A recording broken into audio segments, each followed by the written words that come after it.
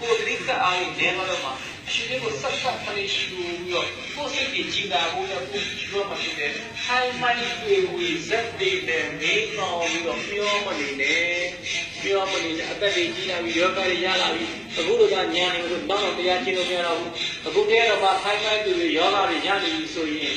နောက်တရားကျင့်လို့ကအခွင့်အရေးပြီးတော့ယောဂပဲဖြစ်ပြီးတော့မှယောဂဖြစ်ပြီးပြီးအားကောင်းလာရင်နောက်တရားကျင့်ဖို့လည်းမလွယ်ဘူးတော့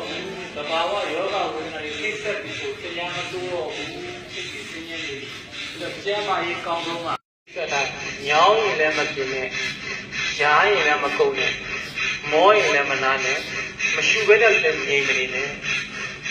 ခေါင်းကြီးကိုလည်းမငုံထားနဲ့တဲတဲကြီးဖြူဖြူပြောင်းနေနဲ့ရှူတာကိုမှန်မှန်လေးတိကတ်သွားရှူနေနဲ့မစင်းစားနဲ့ရှူနေနဲ့မချဲနဲ့ရှူနေနဲ့စကားမပြောနဲ့